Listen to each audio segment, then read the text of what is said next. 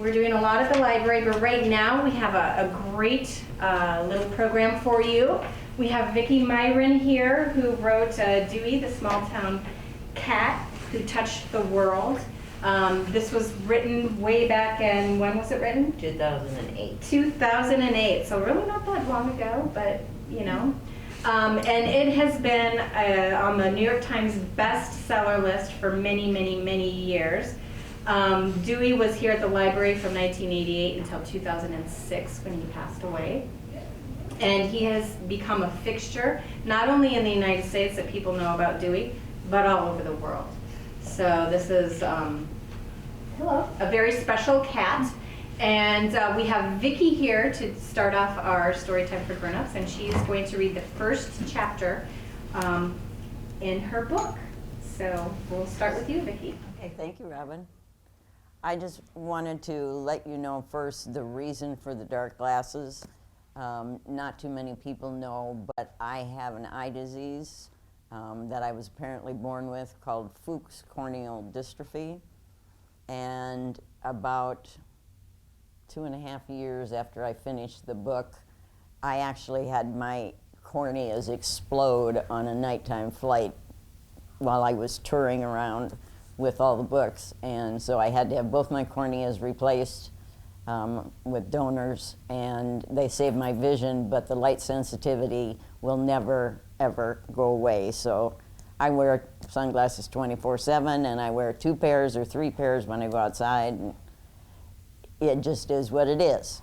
And the other thing that's interesting, because of this eye disease, I'm having to read the large print Dewey, and I'm the one who actually started the large print book collection in this library. So I think that's kind of ironic that I built a collection and then I needed it. But I'm not going to start at the very beginning of the book. This book has a foreword that was written by my co-author, Brett Witter, and it's all about corn and cornfields in Iowa and that kind of stuff. He actually fell in love with cornfields when he came here to meet me and start writing this book. The nice thing about it is, though it's old news to us, it was so new to him and he did such a good job writing it that we used it as part of our proposal when we were selling it to publishers. And that chapter is now being used at Cornell to teach people how to write the beginning of a book. It's been used for years. So it's eloquent, but it's all about corn. So we'll skip that and we'll go to chapter 1 when Dewey came. January 18th, 1988 was a bitterly cold Iowa Monday. The night before, the temperature had reached minus 15 degrees, and that didn't take into account the wind, which cut under your coat and squeezed your bones. It was a killing freeze, the kind that made it almost painful to breathe. The problem with flat land, as all of Iowa knows, is there's nothing to stop the weather. It blows out of Canada, across the Dakotas, and straight into town. The first bridge in Spencer, across the Little Sioux, built in the late 1800s, had to be taken down because the river became so jammed with ice, everyone was worried the pylons would collapse. When the town water tower burned down in 1893, the straw packing used to keep the riser pipe from freezing caught fire, and all the nearby fire hydrants were frozen solid. A 2-foot thick, 10-foot circle of ice slid out of the top of the tank, crushed the community recreation center, and shattered all over Grand Iowa. That's winter in Iowa for you. I have never been a morning person, especially on a dark and cloudy January day, but I have always been dedicated. There were a few cars on the road at 7:30 when I drove the 10 blocks to work, but as usual, mine was the first car in the parking lot. Across the street, the Spencer Public Library was dead. No lights, no movement, no sound, until I flipped a switch and brought it to life. The heater switched on automatically during the night, but the library was still a freezer first thing in the morning. Whose idea was it to build a concrete and glass building in northern Iowa? I needed my coffee. I went immediately to the library staff room. Nothing more than a kitchenette with a microwave and a sink, a refrigerator too messy for most people's taste, a few chairs, and a phone for personal calls. Hung up my coat and started the coffee. Then I scanned the Saturday newspaper. Most local issues could affect or could be affected by the library. The local newspaper, the Spencer Daily Reporter, didn't publish on Sunday or Monday, so Monday was catch-up morning for the Saturday edition. "Good morning, Vicki," said Jean Hollis Clark, the assistant library director, taking off her scarf and mittens. "It's a mean one out there." "Good morning, Jean," I said, putting aside the paper. In the center of the staff room, against the back wall, was a large metal box with a hinged lid. The box was 2 feet high and 4 foot square, about the size of a 2-person kitchen table if you sawed the legs in half. A metal chute rose out of the top of the box, then disappeared into the wall. At the other end, in the alley behind the building, was a metal slot, the library's after-hours book return. You find all kinds of things in a library drop box: garbage, rocks, snowballs, soda cans. Librarians don't talk about it because it gives people ideas, but all libraries deal with it. Video stores probably have the same problem. Stick a slot in the wall and you're asking for trouble, especially if, as it did at the Spencer Public Library, the slot opened onto a back alley across the street from the town's middle school. Several times we had been startled in the middle of an afternoon by a loud pop from the drop box. Inside, we'd find a firecracker. After the weekend, the drop box would also be full of books, so every morning I loaded them onto one of our book carts so the clerks could process and shelve them later in the day. When I came back with the cart on this particular Monday morning, Jean was standing quietly in the middle of the room. I heard a noise. "What kind of noise?" "From the book drop. I think it's an animal." "A what?" "An animal. I think there's an animal in the drop box." That's when I heard it, a low rumble from under the metal cover. It didn't sound like an animal. It sounded like an old man struggling to clear his throat, but I doubted it was an old man. The opening at the top of the chute was only a few inches wide, so that would be quite a squeeze. It was an animal. I had little doubt of that, but what kind? I got down on my knees, reached over the lid, and hoped for a chipmunk. The first thing I felt was the blast of freezing air. Someone had jammed a book into the return slot, wedging it open. It was as cold in the box as it was outside, maybe colder, since the box was lined with metal. You could have kept frozen meat in there. I was still catching my breath when I saw the kitten. It was huddled in the front left corner of the box, its head down, its legs tucked underneath, trying to appear as small as possible. The books were piled haphazardly to the top of the box, partially hiding it from view. I lifted one gingerly for a better look. The kitten looked up at me slowly and sadly. Then it lowered its head and sank down into its hole. It wasn't trying to appear tough. It wasn't trying to hide. I don't think it was even scared. I think it was just hoping to be saved. I know melting can be a cliche, but I think that's what actually happened to me at that moment.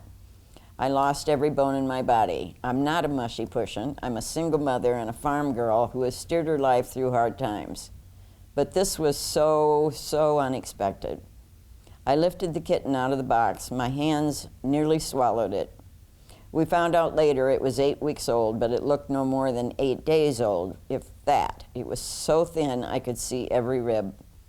I could feel its heart beating, its lungs pumping. The poor kitten was so weak it could barely hold up its head, and it was shaking uncontrollably. It opened its mouth, but the sound, which came out 2 seconds later, was weak and ragged and cold. That's what I remember the most, because I couldn't believe a living animal could be so cold. It felt like there was no warmth at all, so I cradled the kitten in my arms to share my heat. It didn't fight. Instead, it snuggled into my chest and then laid its head against my heart. "Oh my golly," said Jean. "The poor baby," I said, squeezing tighter. "It's adorable." Neither one of us said anything for a while. We were just staring at the kitten. Finally, Jean said, "How do you think it got in there?" I wasn't thinking about last night. I was only thinking about right now. It was too early to call the veterinarian, who wouldn't be in for an hour. But the kitten was so cold, even in the warmth of my arms, I could feel it shaking. "We've got to do something," I said. Jean grabbed a towel and we wrapped the little fellow up so only its nose was sticking out, its huge eyes staring from the shadows in disbelief. "Let's give it a warm bath," I said. "Maybe that will stop the shivering." I filled the staff room sink with warm water, testing it with my elbow as I clutched the kitten in my arms. It slid into the sink like a block of ice. Jean found some shampoo in our art closet, and I rubbed the kitten slowly and lovingly, almost petting it. As the water turned grayer and grayer, the kitten's wild shivering turned into soft purring. I smiled. This kitten was tough. But it was so very young. When I finally lifted it out of the sink, it looked like a newborn. Huge lidded eyes and big ears sticking out from a tiny head and an even smaller body. Wet, defenseless, and meowing quietly for its mother. We dried it with the blow dryer we use for drying glue at craft time. Within 30 seconds, I was holding a beautiful long-haired orange tabby. The kitten had been so filthy, I had thought it was gray. By the time Doris and Kim had arrived, there were 4 people in the staff room, each cooing over the kitten. 8 hands touched it, seemingly at once.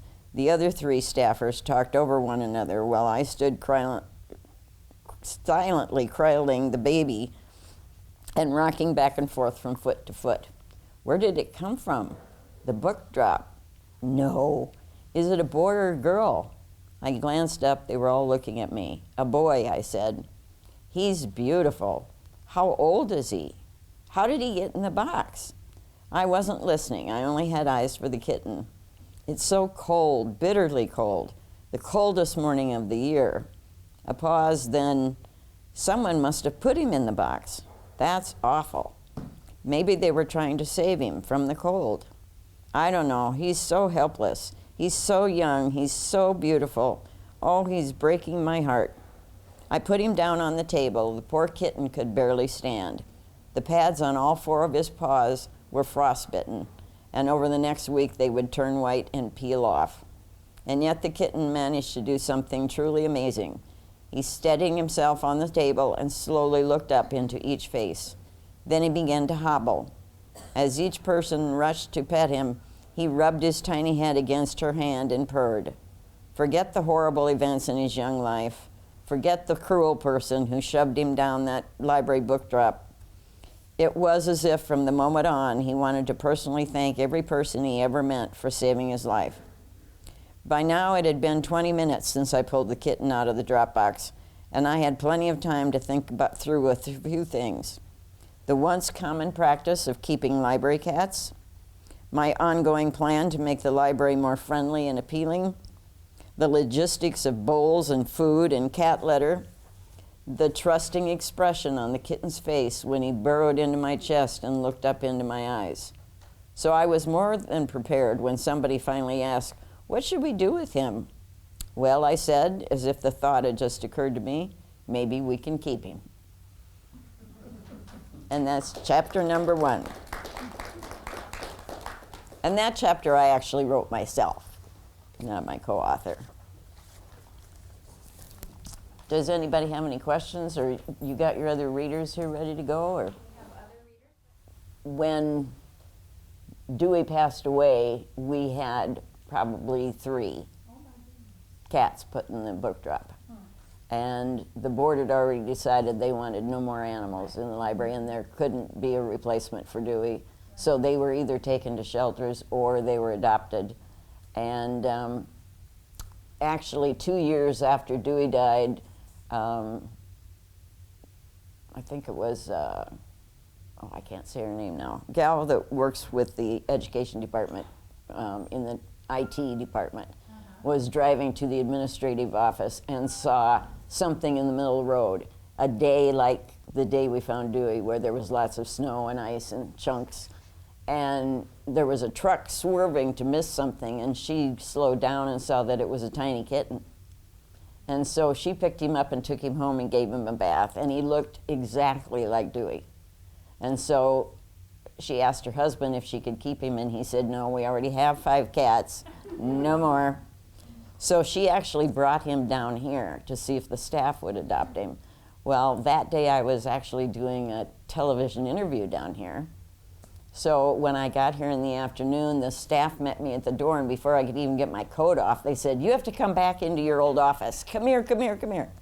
And there was this little tiny kitten sitting right in front of the heater where Dewey used to sit, that looked exactly like him. And Glenn was with me, my husband, and he was going, "Ah, ooh," and I said, "Don't. We're on the road constantly touring, and we're not going to be home for a couple of years. We cannot get a kitten right now." And so I came out and did the TV interview. By the time I got back in the office, he was sitting with the kitten on his neck, and it was done for. So we adopted that cat and named him, actually one of my fans named him Paige Turner. And he was a lot like Dewey, except he was frightened to death of anyone that he didn't know. So we took him home, and he would just hide the minute the doorbell rang. It was a very loving cat, but not to strangers. And we just lost him about a year and a half ago. He passed suddenly, and so now we have a ragamuffin kitten from Wisconsin who's 1 year old and weighs 18 pounds. Ragamuffins get up to 25 to 30 pounds, and so he's our big baby, and he's pretty much like Paige Turner. He's very loving, very funny, but he's scared to death of strangers, so I don't think he would have made it down here either. But the library decided after 2 years that they would put a total ban on animals in the library, so I don't think we could have ever recreated that anyway. It was just one of those flukes, one-in-a-lifetime thing. I think you all should probably know, too, that the books are now in 32 countries. We're all over the world. Glenn and I went to Portugal and London and Turkey, to the capital city, and to Istanbul for 2 weeks. We've been all over the globe, and we've hit every state in the United States except Alaska and Hawaii. So, and I'm still getting fan mail every single day, so it never ends. And I think one of the things, if you're getting the new paper book, that you'll notice, I put some letters in the back from fans over the years of the impact that this book and the story have had on people. And it doesn't have much to do with Dewey being a cat. It has to do with, this book is about my life and Dewey's life and the town of Spencer kind of all rolled together. And so people can relate for different reasons, but the impact that this story has had on people is remarkable. I hear from people who were, married to alcoholics, or single mothers, or children who are lost, or I even got a letter from a soldier in Afghanistan who was in the Navy, and he said that he had to finish the book laying in his bunk because he didn't want the other crew to see him crying.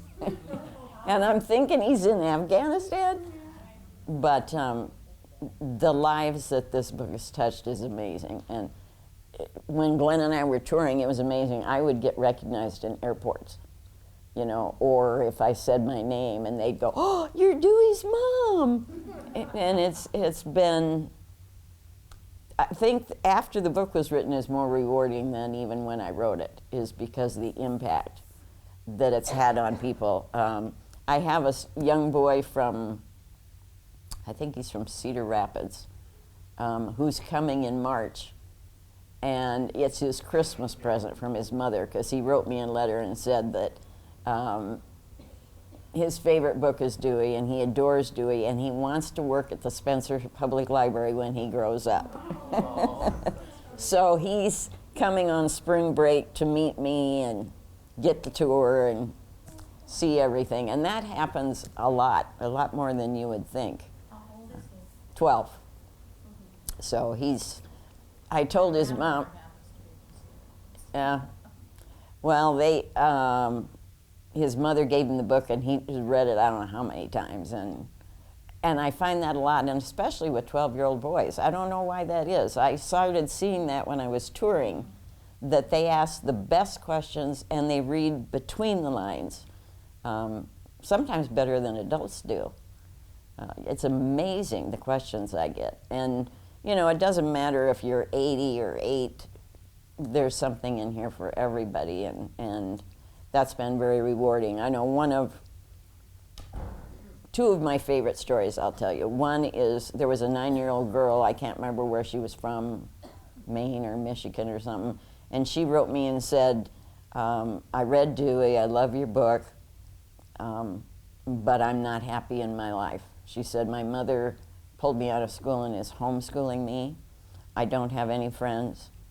I don't have anybody to talk to, and I don't belong in this world. And it just scared me to death. So I wrote her back and said, you know, you need to talk to somebody. I don't care if it's your minister, your aunt, your neighbor, anybody. You need to tell them what you're feeling, and if you can't talk to anybody else, you keep writing to me. And so we wrote back and forth a number of times, and finally she wrote me a letter and said, I read the Dewey book again, and then I made sure on Saturday that I went to the playground and I met a friend. And I thank you so much for what you've done for me. I mean, that kind of impact I never expected from this, but that's one of the things it's done. One of my other favorite stories is I ran into a gal in Sioux City who was at one of my signings, and she was crying, and she said, can I talk to you privately? And I said, sure. And so we went back after I was done talking, and she said, you don't know me, but my name is Carol. And she said, we used to live in Spencer. And she said, I moved away a long time ago, but my mom was still there. And she was alone, you know, didn't have any friends or relatives around, and so she would come down to the library like 2-3 times a week just to see Dewey and hold him and talk to him and stuff. And she ended up getting Alzheimer's. And so eventually she said I had to move her down here to Sioux City and eventually put her in a home. And she was very confused. She didn't know anybody's name in the family anymore or anything. But Carol said I would take my black and white cat to go see her every Friday because she loved that. And the minute she would bring that cat in, this woman would say, oh, you brought Dewey. It's so good to see Dewey again. And by the time she passed away, she didn't even remember her daughter's name. But the last name she ever said was Dewey. That he had that kind of connection, so that's pretty cool. What I get to do since I wrote this book is incredible. It's just so rewarding and so great to meet people who've been impacted by this book. So it's been a joy, and I'm very grateful for it. So I will let the next person read. Well, my name's Colin Van Westen, and to kind of follow with the theme of animals and that we're kind of here to talk about today, I will read a story, very short selection by James Thurber called The Unicorn in the Garden. Once upon a sunny morning, a man who sat in a breakfast nook looked up from his scrambled eggs to see a white unicorn with a golden horn quietly cropping the roses in the garden. The man went up to the bedroom where his wife was still asleep and woke her. "There's a unicorn in the garden," he said, "eating roses." She opened up one unfriendly eye and looked at him. "The unicorn's a mythical beast," she said, and turned her back on him. The man walked away slowly downstairs and out into the garden. The unicorn was still there. Now he was browsing among the tulips. "Here, unicorn," said the man, and pulled up a lily and gave it to him. The unicorn ate it gravely, with a high heart, because there was a unicorn in his garden. The man went upstairs and roused his wife again.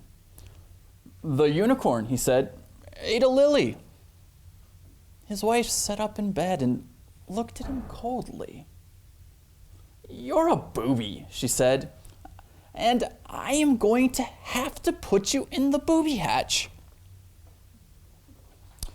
The man had never liked the word booby or booby hatch, and who liked them even less on a shining morning when there was a unicorn in the garden.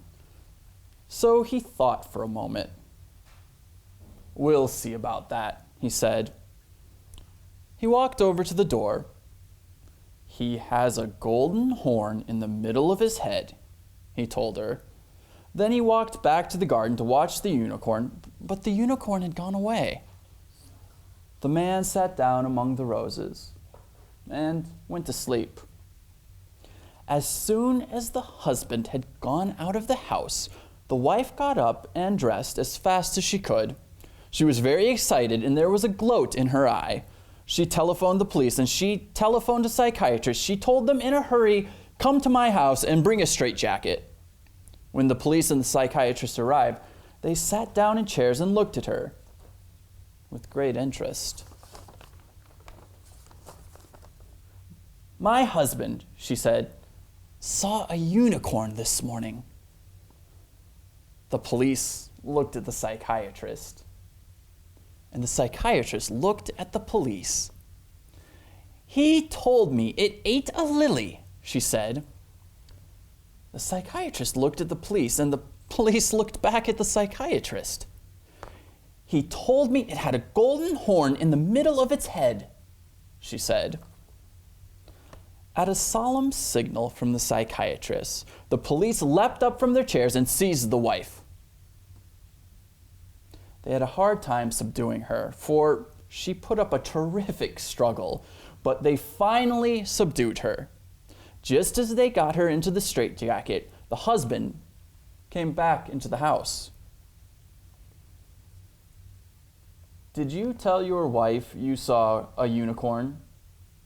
asked the police. "Of course not," said the husband. "The unicorn is a mythical beast." "That's all I wanted to know," said the psychiatrist. "Take her away." "I'm sorry, sir, but your wife is crazy as a jaybird." So they took her away, cursing and screaming, and shut her up in an institution. The husband lived happily ever after.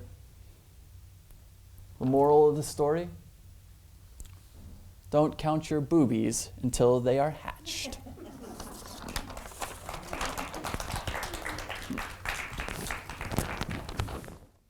You might have noticed at Christmas time that a new movie came out called Cats. Now, this is a show that's been around for a number of years, and I can remember when the Broadway show, it actually started in London and then was brought to New York, and everyone was so excited about it. And I remember going at the time I was living in Louisiana, we went down to the Sanger Theater in New Orleans, and we saw the roadshow company of Cats. Well, now at Christmas time, this new film version of Cats came out.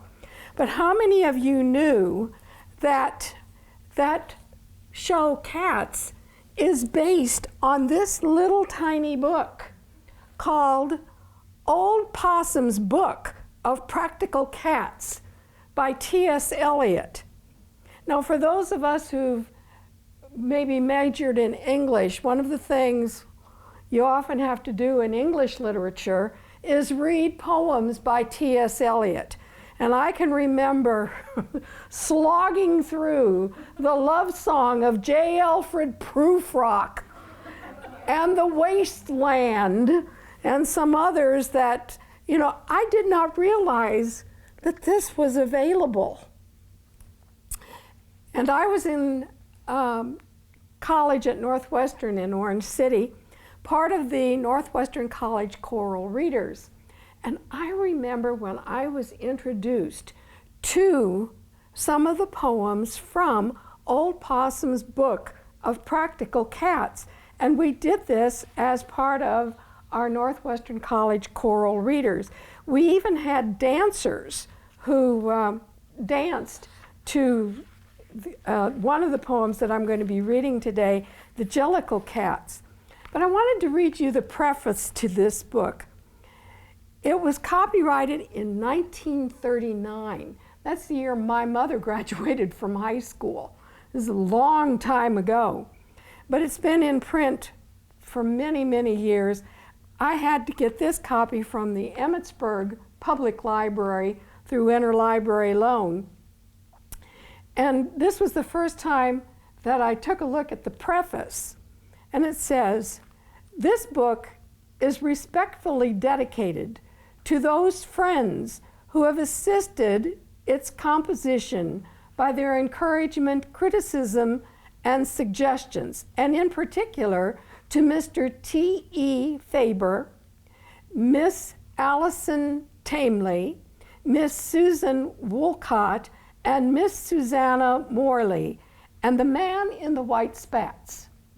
Signed O.P., which is Old Possum, which is the name T.S. Eliot wrote this under. So I want to read you a few selections, and you're allowed to laugh because they are absolutely silly. So for someone who wrote The Wasteland, this is quite a change. You knew he had to do something to entertain himself after writing these deep thoughts. The naming of cats is a difficult matter. It isn't just one of your holiday games. You may think at first I'm as mad as a hatter when I tell you that a cat must have 3 different names. First of all, there's the name the family use daily, such as Peter, Augustus, Alonzo, or James, such as Victor or Jonathan, George, or Bill Bailey. All of them sensible, everyday names. There are fancier names if you think they sound sweeter, some for the gentlemen, some for the dames, such as Plato, Admetus, Electra, Demeter, but all of them sensible, everyday names. But I tell you that a cat needs a name that's particular, a name that's peculiar and more dignified. Else how can he keep up his tail perpendicular, or spread out his whiskers, or cherish his pride? Of names of this kind I can give you a quorum, such as Monk's Trap, Quattro, or Coricopat, such as Bombalurina, or else Jelly Lorum, names that never belong to more than one cat. But above and beyond, there's still one name left over, the name that no human research can discover. But the cat himself knows and will never confess. When you notice a cat in profound meditation, the reason I tell you is always the same. His mind is engaged in a rapt contemplation of the thought, of the thought, of the thought of his name, his ineffable, effable, F and ineffable, deep and inscrutable singular name.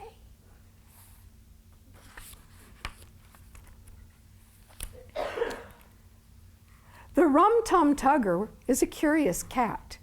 If you offer him pheasant, he would rather have a grouse. If you put him in a house, he would much prefer a flat. If you put him in a flat, then he'd rather have a house. Oh, if you set him on a mouse, then he only wants a rat.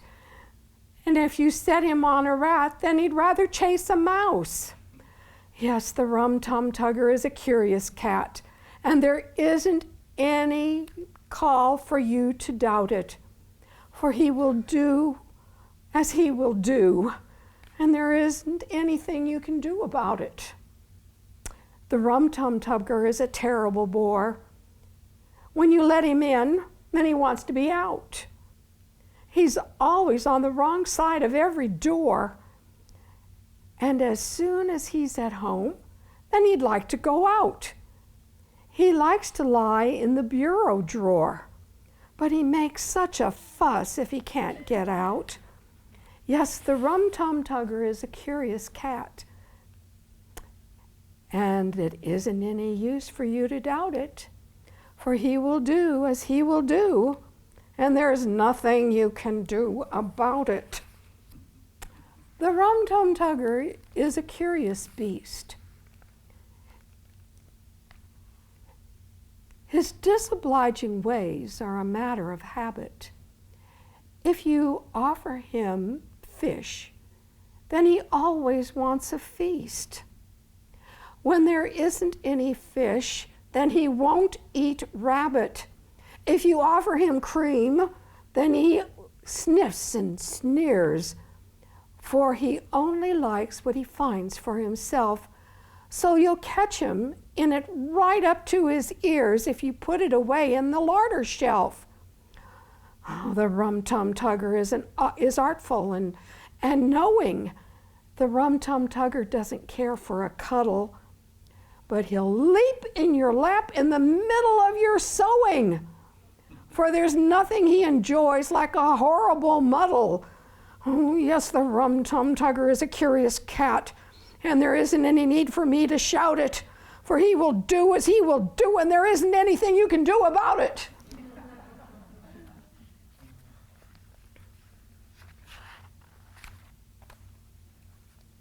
The Song of the Jellicles. Jellicle cats, come out tonight. Jellicle cats, come one, come all. The Jellicle moon is shining bright. Jellicles come to the Jellicle ball. Jellicle cats are black and white. Jellicle cats are rather small. Jellicle cats are merry and bright, and pleasant to hear when they caterwaul. Jellicle cats have cheerful faces. Jellicle cats have bright black eyes. They like to practice their airs and graces and wait for the Jellicle moon to rise. Jellicle cats develop slowly.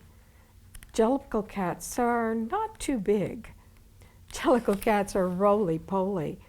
They know how to dance a gavotte and a jig. Until the Jellicle moon appears, they make their toilet and take their repose.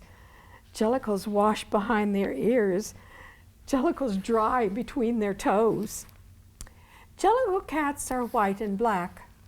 Jellicle cats are of moderate size. Jellicles jump like a jumping jack. Jellicle cats have moonlit eyes. They're quiet enough in the morning hours. They're quiet enough in the afternoon, reserving their terpsichorean powers to dance by the light of the Jellicle moon. Jellicle cats are black and white. Jellicle cats, as I said, are small. If it happens to be a stormy night, they will practice a caper or two in the hall. If it happens to be the sun is shining bright, you would say they had nothing to do at all. They are resting and saving themselves for the night, for the Jellicle moon and the Jellicle ball.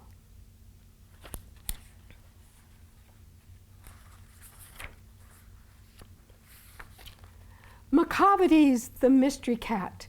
He's called the hidden paw, for he's the master criminal who can defy the law.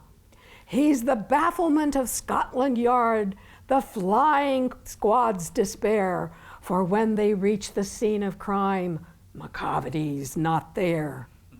Macavity, Macavity, there's no one like Macavity. He's broken every human law. He breaks the law of gravity. His powers of levitation would make a faker stare. And when you reach the scene of crime, Macavity's not there. You may well see him in the basement. You may look upon in the air. But I tell you once and once again, Macavity's not there. Macavity's a ginger cat, and he's very tall and thin. You would know him if you saw him, for his eyes are sunken in. His brow is deeply lined with thought. His head is highly domed. His coat is dusty from neglect. His whiskers are uncombed. He sways his head from side to side with movements like a snake. And when you think he's half asleep, he's always wide awake.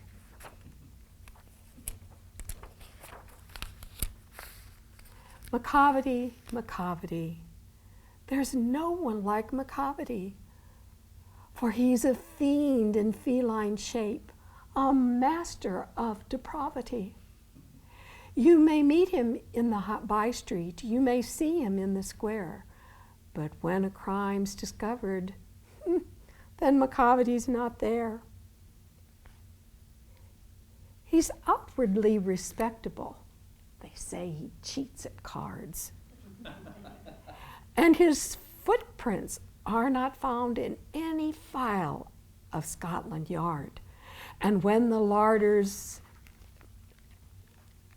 looted, or the jewel case is rifled, or when the milk is missing, or another peak's been stifled, or the greenhouse glass is broken and the trellis past repair, there's the wonder of the thing.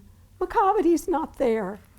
And when the Foreign Office finds a treaty gone astray, or the Admiralty lose some paper and drawings by the way, there may be a scrap of paper in the hall or on the stair, but it's useless to investigate. Macavity's not there. And when the loss has been discovered, the Secret Service say, it must have been Macavity, but he's a mile away.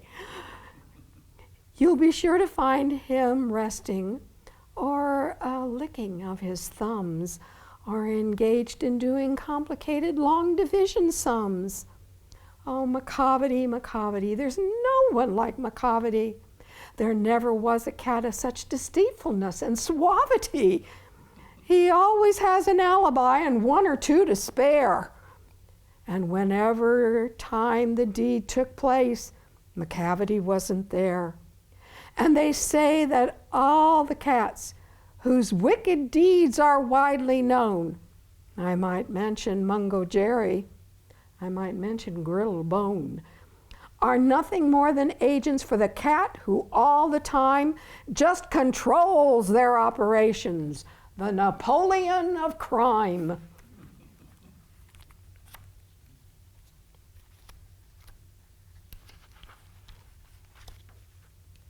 The addressing of cats. You've read of several kinds of cat, and my opinion now is that you should need no interpreter to understand their character. You now have learned enough to see that cats are much like you and me, and when people whom we find possessed of various types in mind, for some are sane and some are mad, and some are good and some are bad, and some are better, some are worse, but all may be described in verse. You've seen them both at work and games, and learned about their proper names, their habits and their habitat, but how would you address a cat? So, first, your memory I'll jog and say, a cat is not a dog. Now, dogs pretend they like to fight. They often bark, more seldom bite. But yet a dog is on the whole what you would call a simple soul. Of course, I'm not including peaks and such fantastic canine freaks. The usual dog about the town is much inclined to play the clown, and far from showing too much pride, is frequently undignified. He's very easily taken in. Just chuck him underneath the chin, or slap his back, or shake his paw, and he will gambol and guffaw. He's such an easygoing lout. He'll answer any hail or shout. Again, I must remind you that a dog's a dog, a cat's a cat. With cats, some say one rule is true: don't speak until you're spoken to.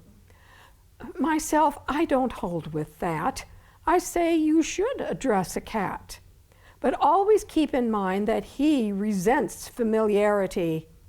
I know, and taking off my hat, address him in this form: "Oh, cat."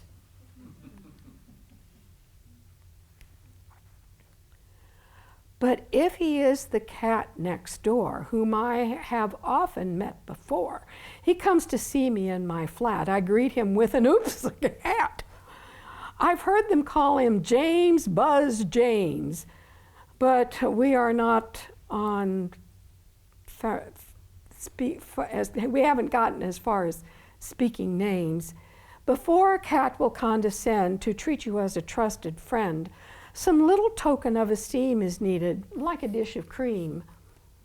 And you might well now and then supply some caviar or Strasbourg pie, some potted grouse or salmon paste. He's sure to have his personal taste. Oh, I know a cat who makes a habit of eating nothing else but rabbit, and when he's finished, licks his paws so he can not to waste the onion sauce. A cat's entitled to respect. These entitlements and evidence of respect. And so in time you reach your aim, and finally call him by his name. So this is this and that is that, and there's how you address a cat. So I'm sure you probably all have heard of Virginia Woolf, but this selection might be a bit different from what you're used to if you're familiar with her work. So it's called The Widow and the Parrot. Some 50 years ago, Mrs. Gage, an elderly widow, was studying in her college in a village called Silsby in Yorkshire. Although lame and rather short-sighted, she was doing her best to mend a pair of clogs, for she had only a few shillings a week to live on. As she hammered at the clog, the postman opened the door and threw a letter into her lap.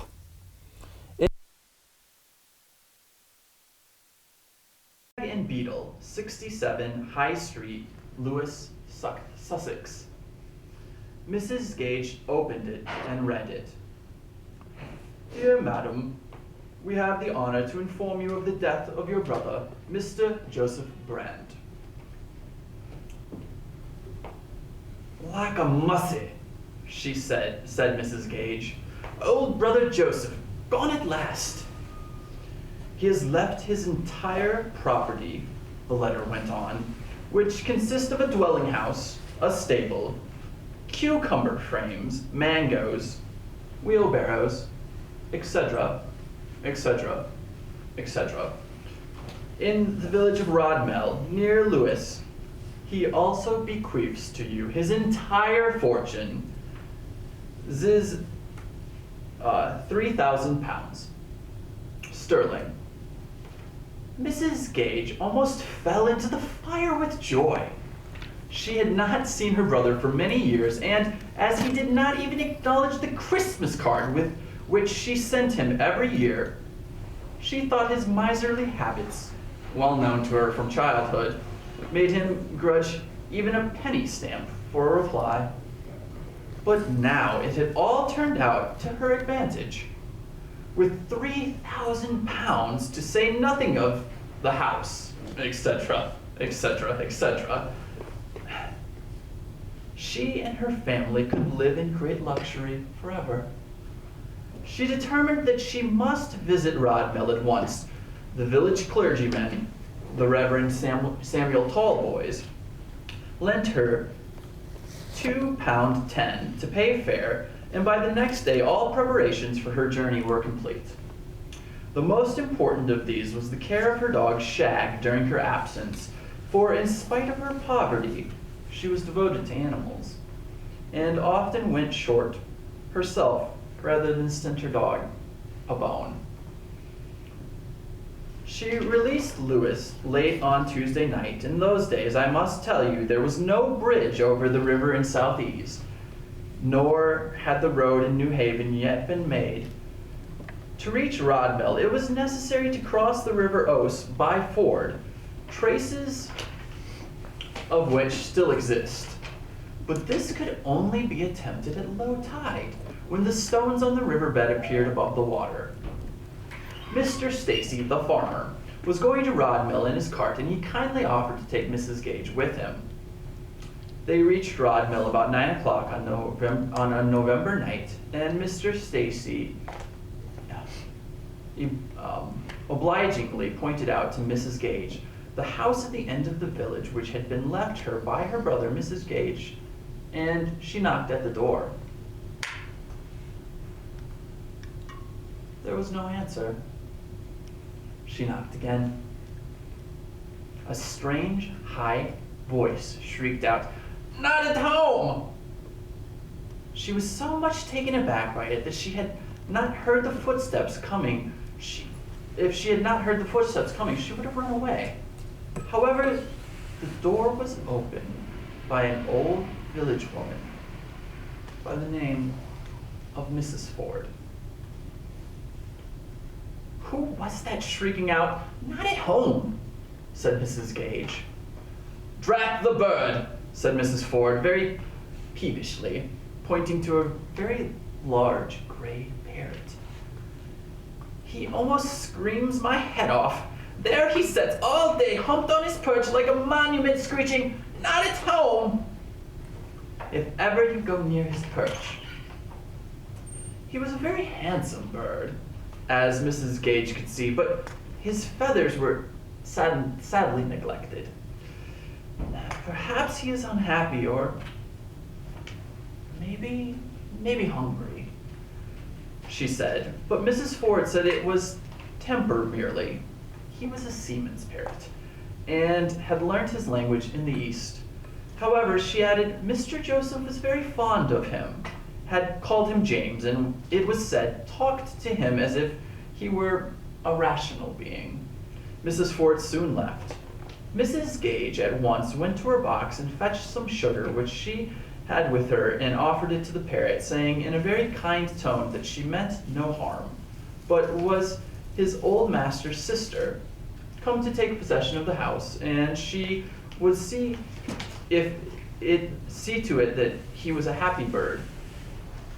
Taking a lantern, she next went around the house to see what sort of property her brother had left her. It was a bitter disappointment. There were holes in all the carpets. The bottoms of the chairs had fallen out. Rats ran along the mantelpiece. There were large toadstools growing through the kitchen floor. There was not a stick of furniture worth 7 halfpenny. And Mrs. Gage only cheered herself by thinking of the £3,000 that lay safe in the snug Lewis bank. She determined to set to Lewis next day in order to claim her money from Stagg and Beadle, the solicitors, and then to return home as quick as she could. Mr. Stacy, who was going to the market with some fine Berkshire pigs, again offered to take her with him, and told her some terrible stories of young people who had been drowned through trying to cross the river at high tide as they drove. A great disappointment in the store for the poor old woman directly she got into Mr. Stagg's office. "Pray take a seat, madam," he said, looking very solemnly and grunting slightly. "The fact is," he went on, "that you must prepare to face a very disagreeable news.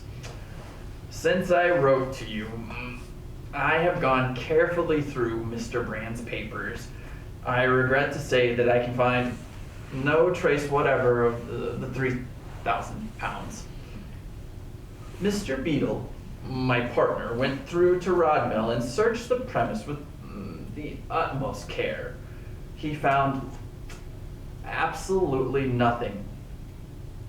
No gold, silver, or valuables of any kind, except a fine gray parrot, which I advise you to sell to whatever you can to fetch for.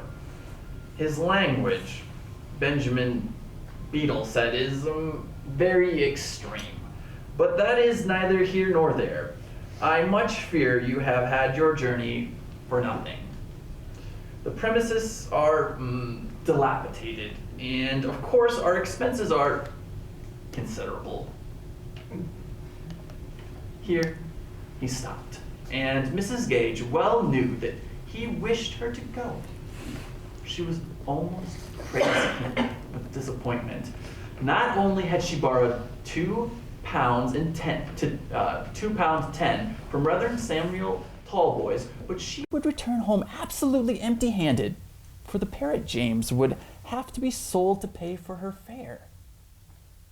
It was raining hard, and Mr. Stagg did not press her to stay, but she was too besides herself with sorrow to care what she did. In spite of the rain, she started to walk back to Rodmill across the meadows. Mrs. Gage, as I have already said, was lame in her right leg. At the best times she walked slowly, and now with her disappointment and the mud on the bank, her progress was very slow indeed. As she plodded along, the day grew darker and darker, until it was as much as she could do to keep on the raised path by the riverside. You might have heard her grumbling as she walked and complaining of her crafty brother Joseph, who had put her to all this trouble. "Express," she said, "to plague me. He was always a little cruel boy when we were children," she went on. "He liked worrying the poor insects, and I've known him trim a hairy caterpillar with a pair of scissors before my very eyes. He was such a miserly vermin, too. He used to hide his pocket money in a tree, and if anyone gave him a piece of iced cake for tea, he'd cut off the sugar and kept it for supper. I make no doubt he's aflame at this very moment in fire. But what's the comfort of that for me?" she asked, and indeed it was very little comfort, for she ran slap into a great cow which was coming along the bank and rolled over and over in the mud. She picked herself up as best she could and trudged along again. It seemed to her that she had been walking for hours. It was now pitch dark, and she could scarcely see her own hand before her nose. Suddenly, she bethought her of Farmer Stacy's words about the ford. "Brackamussy," she said. "However I shall find my ways across. If the tide's in, I shall step deep into the water and be swept to sea in a jiffy. Many's the couple that's been drowned here, to say nothing of the horses, the cart, the herds of cattle, and the stacks of hay." Indeed, with the dark and the mud, she had got herself into a pretty pickle. She could hardly see the river itself, let alone tell whether she had reached the ford or not. No lights were visible anywhere, for, as you may be aware, there is no cottage or house on that side of the river near Asham House, lately the seat of Mr. Leonard Wolfe.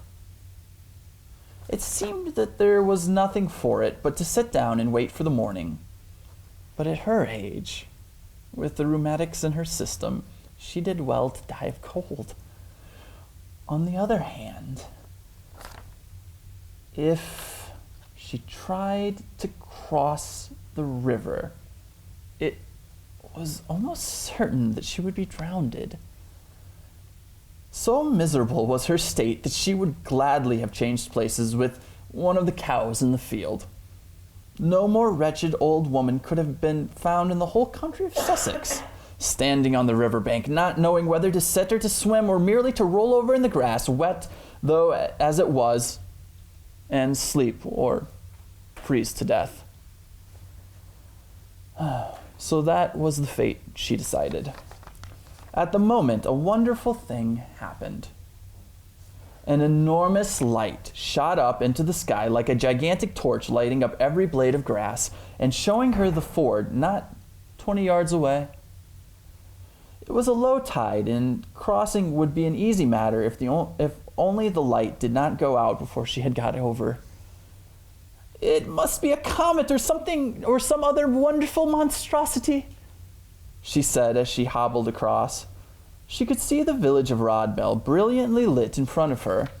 "Bless us and save us," she cried out. "There's a house on fire. Thanks be to the Lord," for she reckoned it would take her some minutes. It would take it some minutes at least to burn a house down, and in that time she would be well on her way to the village. "It's an ill wind that blows nobody any good," she said as she hobbled along Roman Road. Sure enough, she could see every inch of the way and was almost in the village street when, for the first time, it struck her. "Perhaps it's my own house that's blazing to cinders before my very eyes." She was perfectly right. A small boy in a nightgown came capering up to her and cried out, "Come and see old Joseph Brand's house ablaze." All of the villagers were standing in a ring around the house, handing buckets of water which were filled from the well in Monk's house kitchen and throwing them on the flames. But the fire had gotten a strong hold, and just as Mrs. Gage had arrived, the roof fell in. "Has anyone saved the parrot?" she cried. "Be thankful you're not inside, madam," said Reverend James Hawksford, the clergyman. "Do not worry for the dumb creatures. I make no doubt the parrot was mercifully suffocated on the porch." But Mrs. Gage was determined to see for herself. She had to be held back by the village people, who remarked that she must be crazy to hazard her life for a bird. "Poor old woman," said Mrs. Ford. "She's lost all of her property save one woolen box with her night things in it. No doubt she should be crazed in her place too." So saying, Mrs. Ford took Mrs. Gage by the hand and led her off to her own cottage, where she was to sleep for the night. The fire was now extinguished, and everybody went home to bed, but Mrs. Gage could sleep. But Mrs. Gage could not sleep. She tossed and tumbled, thinking of her miserable state, and wondered how she could get back to Yorkshire and pay the Reverend Samuel Talboys the money she owed him. At the same time, she was even more grieved to think of the fate of the poor parrot James. She had taken him a liking to the bird, and thought that he must have an affection to mourn so deeply for the death of old Joseph Brand, who had never done a kindness to even a human creature. It was a terrible death for an innocent bird, she thought, and if she had been in time, she would have risked her own life to save his.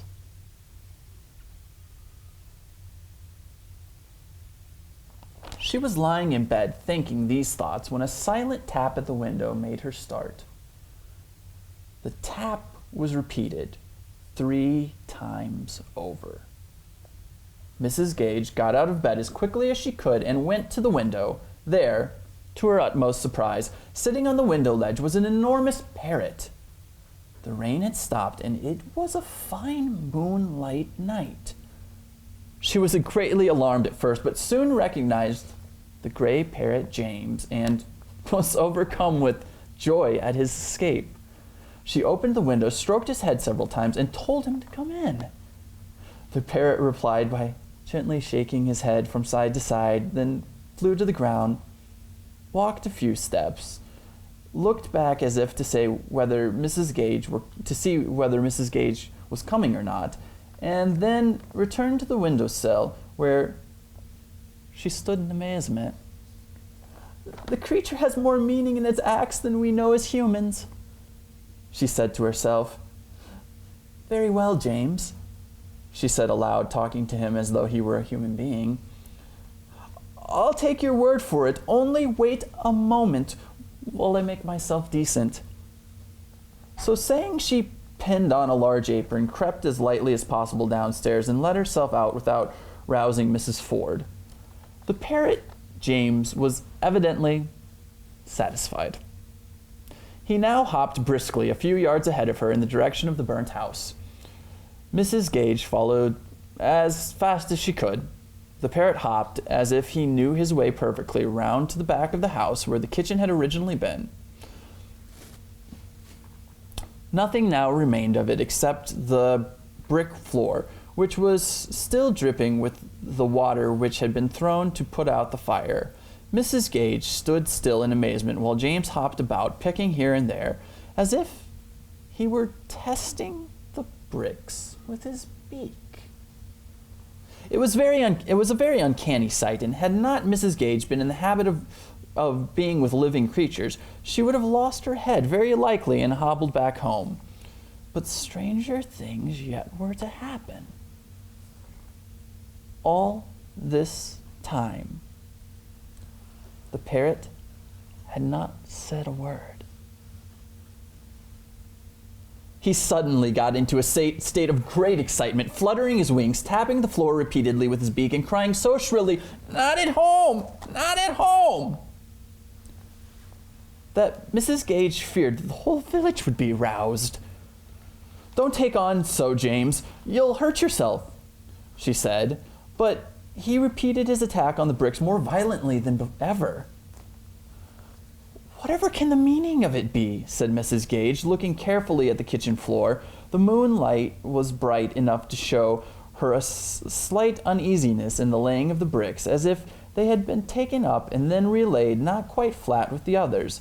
She had fastened her apron with a large safety pin, and she was now prised with this pin between the bricks and found that they were only loosely laid together.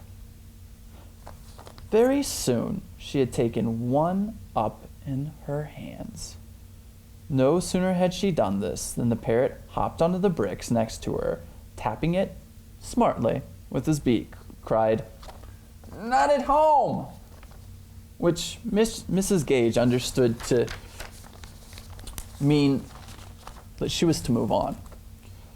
So they went on, taking up the bricks in the moonlight until they had laid bare a space some 6 feet by 4.5. This, the parrot seemed to think, was enough. But what was to be done next? Mrs. Gage now rested and determined to be guided entirely by the behavior of the parrot James. She was not allowed to rest for long. After scratching about in the sand foundations for a few minutes, as you may have seen a hen scratch in the sand with its claws, he unearthed what at first looked like a round lump of yellowish stone. His excitement became so intense that Mrs. Gage now went to help him.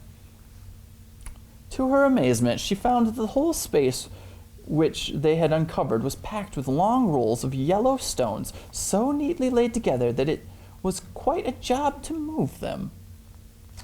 But what could they be? It was not until they had removed the entire layer on top, and next a piece of oilcloth which lay beneath them, that a most miraculous sight was displayed before their eyes. There, in row after row, beautifully polished and shining brightly in the moonlight, were thousands of brand new sovereigns.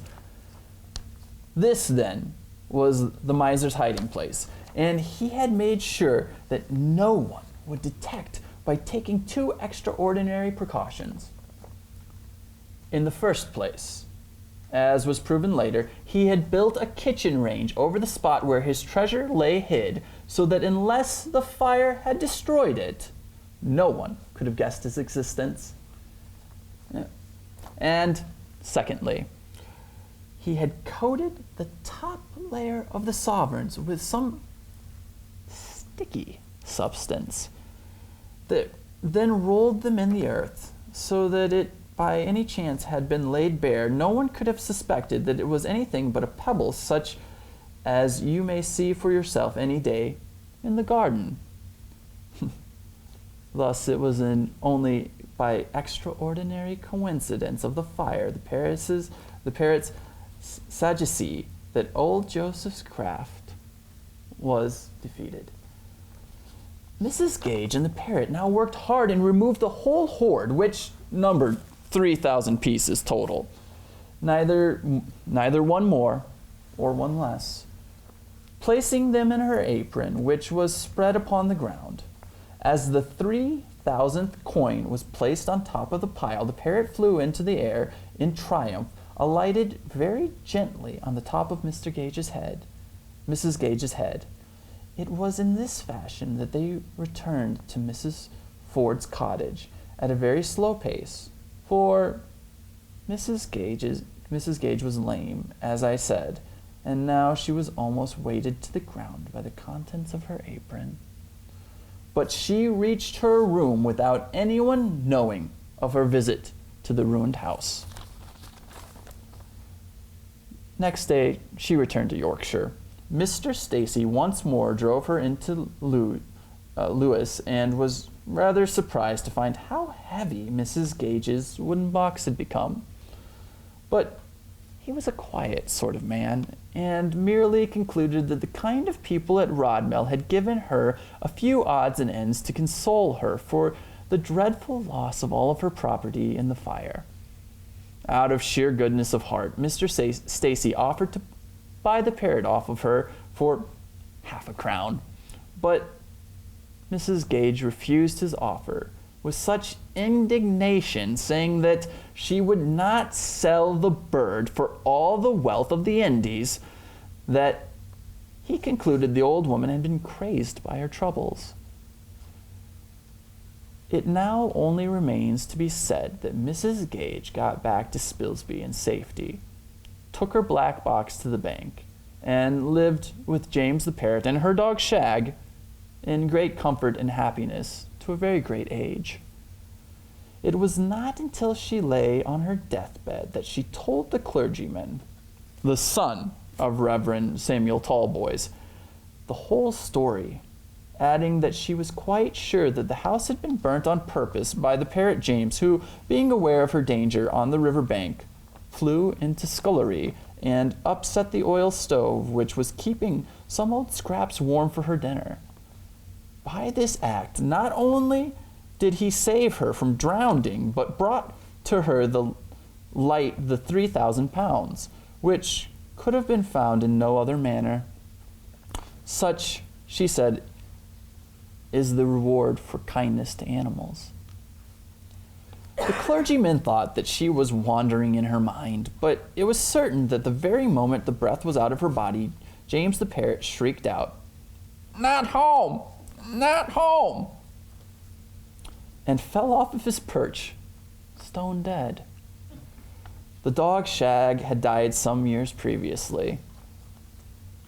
Visitors to Rodmell may still see the ruins of the house, which was burnt down 50 years ago, and it is commonly said that if you visit it in the moonlight, you may hear a parrot tapping with its beak upon the brick floor, while others still have seen an old woman sitting there in a white apron.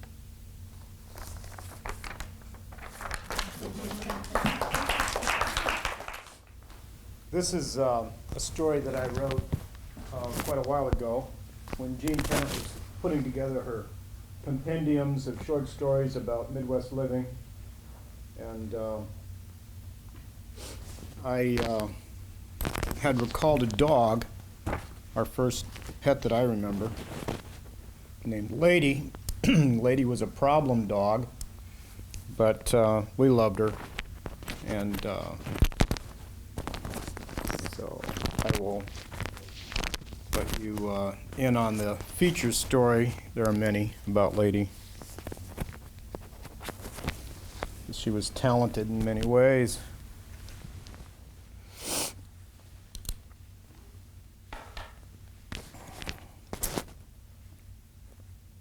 Jean Tennant was helping us as novice writers, and so this was a big help to us. She gave us kind of an assignment, and then she would go through and help edit our stories and make them functional.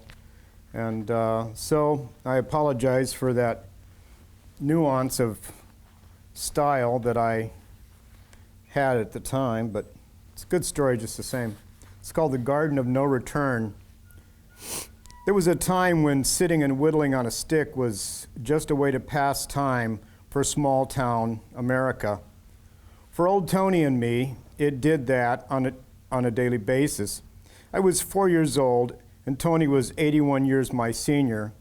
He had the curmudgeon thing in spades, and in between long, deep gasps for air, he let out in irregular, long, guttural exhalations, intended to shock and scare off any who might have achieved even a minor level of comfort in his outdoor domain.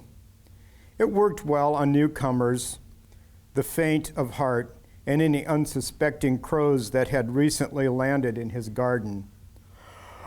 Ooh, ooh, paw! And then he'd spit right at your feet if he was of a mind. Tony was tall and lean and carried a hefty cane that he enjoyed thumping loudly near his chair when he would go back to his morning coffee while listening to the farm report coming from the old Bakelite radio in his musty old garage. The air was sweet with apple blossoms. The wind drifted through his collection of fishing lures dangling above his carving bench, and I was amazed at an old man who had outlived the horse and plow but refused to stop being a farmer, even right in the middle of town. I was amazed that he had such a large garden and kept chickens too. We had just moved in next door, filling the little house with folks, my sisters and brothers, a new baby brother, and our dog, Lady, named for the dog in Lady and the Tramp, the Disney movie. Our Lady looked nothing like the one in the film. Our Lady was a big golden Labrador retriever. She had not turned out to be the hunting dog my dad had envisioned. She was a gun coward and was resigned to being the family pet. While I waited for my siblings to return from school, we spent the long days together, Lady and me and old Tony. Each morning started with us seated below the shady apple tree, surveying the garden within its tall fence. The radio in the garage would sing out the latest market reports. Tony whittled and painted his fishing lures between occasional weeding, and I retrieved the morning paper that, when it arrived in the drive with a loud thud, and Lady would roll in the dirt, nipping at flies, while Tony's wife brought tall glasses of lemonade from the kitchen. Life was good.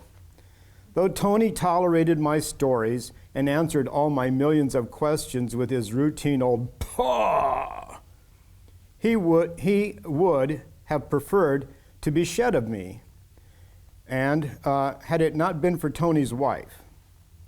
Her kind words had him at a loss to do anything but sit and wait for me to go home for lunch or my nap, so he could cuss and spit with impunity. Tony's garden had a tall 10-foot fence that circled the potatoes, melons, and sweet corn and such. Two reasons required such great height: retaining chickens, which he sheltered in a hut behind the old garage, and restricting baseballs. The chickens kept insects off his plants and added a fertilizing agent to his wonderful crop. The balls came in on a regular basis by way of the adjacent Catholic school playground that nearly surrounded Tony's garden. The hens were shielded from view by a thick leafy grapevine from which Tony managed to obtain fairly large grapes. I doubt I tasted even one of those, since he was a fierce guardian of his domain and all it contained. Paramount to his protection was the errant popfly. Whenever one of the baseballs got over his fence, landing in the orderly rows of tomato and cucumber vines, he would slowly shuffle his long, tall frame over to the substantial gate. Once through the gate, he steadied his way down the wide plank walkway with a long-handled spade. He paid no attention to the eyes belonging to the fingers clenched all along the wire enclosure, awaiting his response. Then, with his spade, he would calmly roll the ball to a suitable spot and proceed to put it deep into the soft loam as the compost he judged it to be. Only one gutsy student had ever climbed over the fence to save his ball from the garden of no return. The Kepler boy got the ball and tossed it back to the others, but paid for his transgression by way of a swat on the behind from a long-handled spade before he could launch himself back over the fence. He made history, but none had the nerve to repeat his achievement. From our house, it was only a block to the farm co-op elevator. At this wonderful place, area farmers would bring their wagon loads of feed corn and such over the big scale built onto the drive there. Once the total weight was known, the load would be removed and the return weight balanced out to determine what had been the product weight.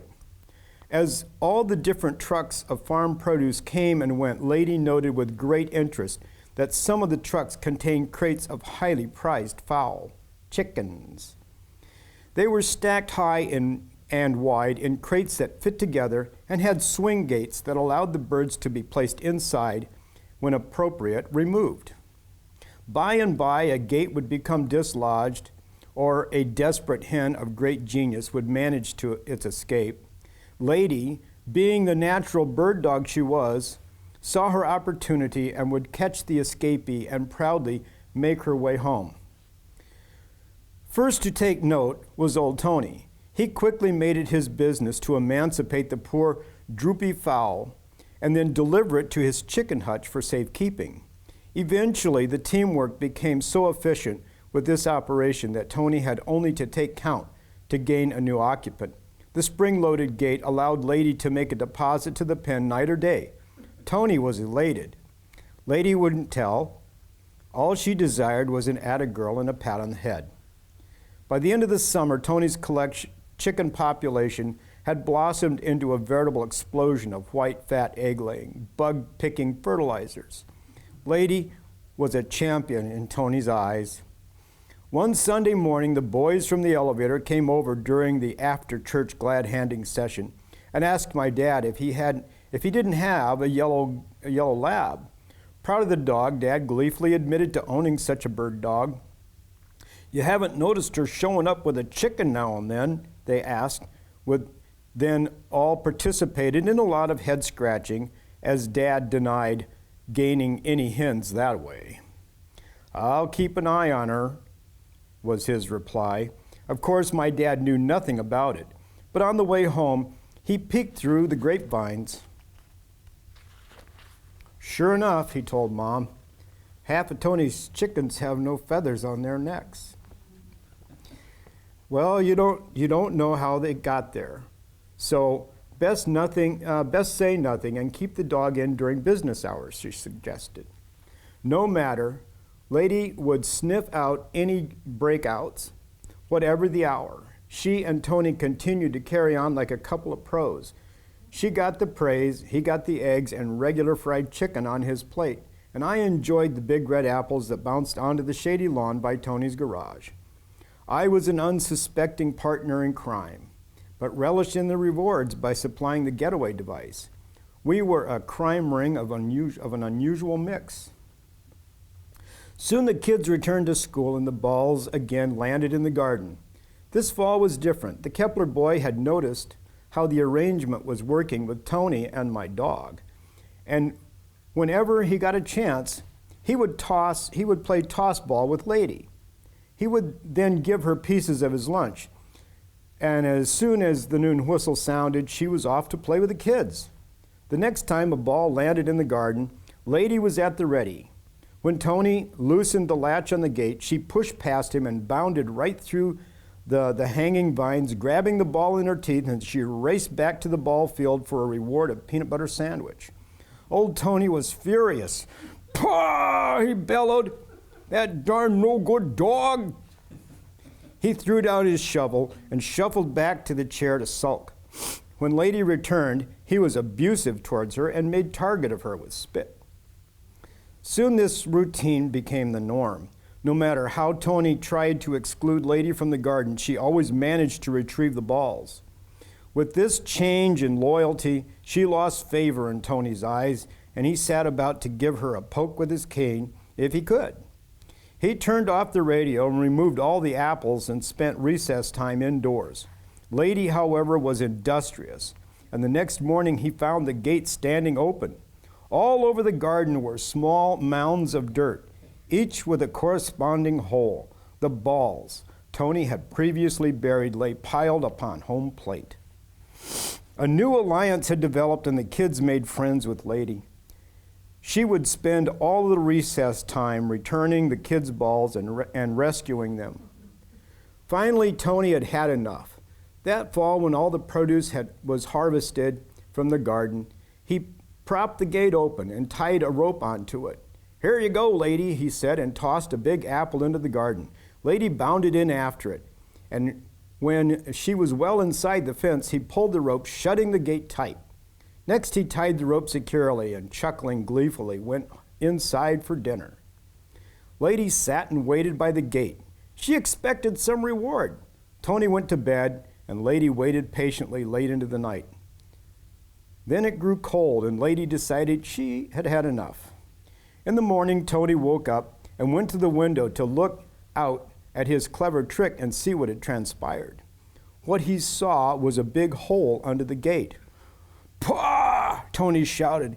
He hurried down the stairs in his bathrobe, past the fresh coffee and the morning paper. Out the back door, he bitterly shuffled toward his ruined garden gate. Then he stopped short halfway across the yard. What he saw made him speechless. The door to the chicken hutch was standing open, and all the chickens were gone. Lady sat proudly by the apple tree, watching for the morning farm report. That Sunday morning, I overheard the boys from the elevator say, "You wouldn't know about that golden lab that brung us all those 20-some chickens last week. That's some bird dog." Soon our parents bought their first house, and we moved to the other side of town. Lady went to live with friends who had a farm and lots of dog-friendly space. I attended the school where Tony and his garden partook of warm, sunny afternoons next to the playground of noisy, ball-chasing children. I never sat with Tony again, nor did I enjoy the fruit of his garden and the glorious red apples. For Lady and me, Tony's world had become truly a garden of no return.